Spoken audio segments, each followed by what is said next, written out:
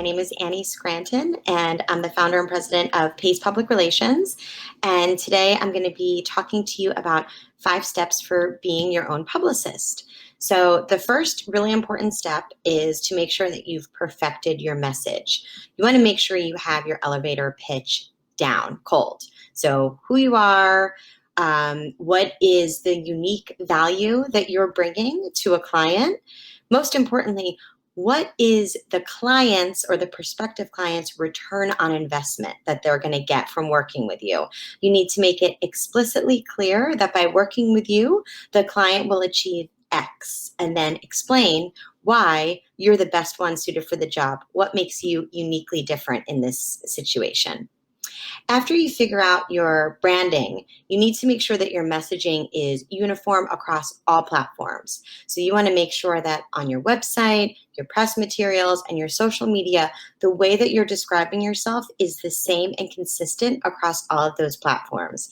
If someone who's thinking about working with you logs on and sees your Facebook hasn't been updated since 2007 and it's all pictures of you partying from college, that's not going to be a good look. So you want to make sure that you take that really, really easy step of just making sure that all of your messaging is consistent. The next thing is you're going to want to actually do the work that publicists do, which is pitching the media. And so I know that this can seem a little daunting if you've never done it before. I'll be available to answer questions if there are any afterwards, but I'll try to drill down on it here. So the easiest way to go about getting your first press hit is to target trade publications in your sector. So for those of you who don't know, a trade publication is sort of like an inside look at the specific industry that you're in. So for example, us publicists, we read PR News. So that's a trade publication that really only publicists would be interested in reading. My mom or my husband is never going to pick up this publication. But what it does is if you can get featured in it, it raises your credibility amongst your peers, which can do a lot of things. It can open doors for you in terms of prospective, work.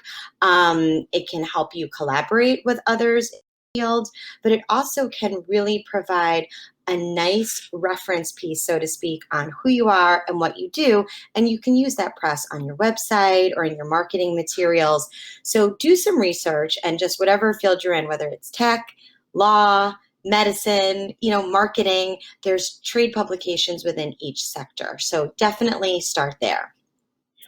The next step that I would take is to target local media in your area. So, in the US, we have different local media in many cities around the country. So New York has their local media, Philadelphia has theirs, LA has theirs, and it's just an easier way to get press rather than going straight to national media, I should say.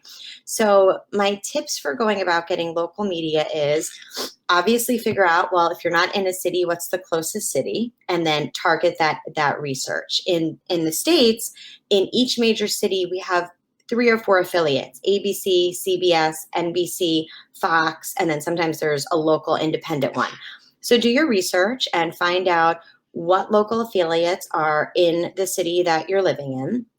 From there comes a little bit of work that you have to do on your end. You need to actually watch those outlets. You need to see what types of segments those local shows are doing.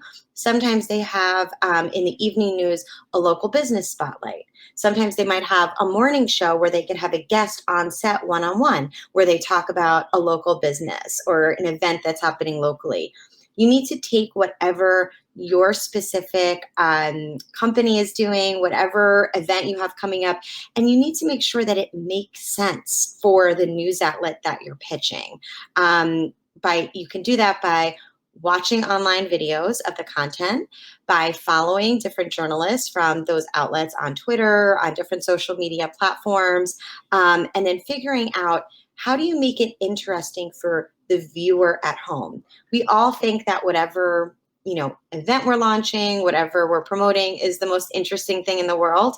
But you have to remember that for the person at home, they want to know, what are they going to get out of it? What is going to be the experience for them if they watch this segment or they read this newspaper article? So just keep that in mind. And lastly, when you're trying to be your own publicist, it's all about relationships. Like, I cannot stress this enough. And it's important to remember that when you don't think of it as a 50-50 relationship, because really the journalist or the producer or the host or the editor, they really hold all the power.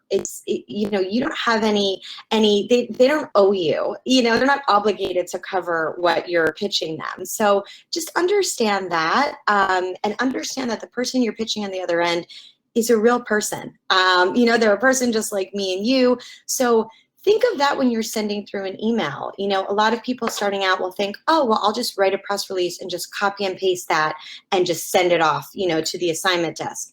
Well, you can do that, but you're going to get a lot further if you personalize your message. So the first step to doing that is to know who you're pitching. So do your research.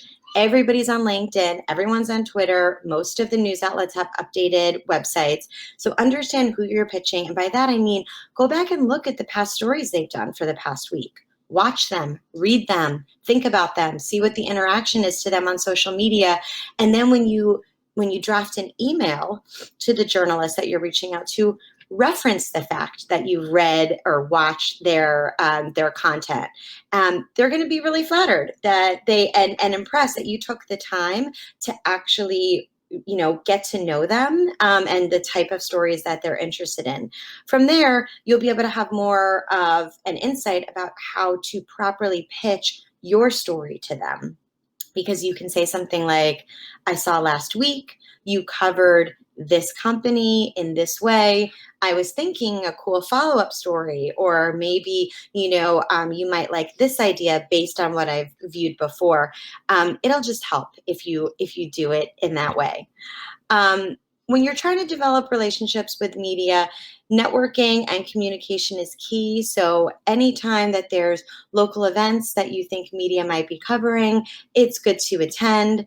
A lot of times too, I'll reach out to journalists over LinkedIn and not even have a specific ask, but just say, I admire your work and I'd love to connect with you. I'm here as a resource. A big thing of what we do by getting our clients media exposure, and something that you all can think about, is not only pitching the specific company or event or promotion that's going on within your company, but to think of yourselves as a thought leader or a subject matter expert. And then you can pitch yourself as that thought leader, as that expert commentator, if a journalist is covering a story related to your field. That's a way to provide value to the journalist. So, can't stress enough how important it is, the value of making these relationships in the media. And one other thing that I'll mention is that for local press, you should definitely obviously target locally where you live, but also think about targeting local media where you grew up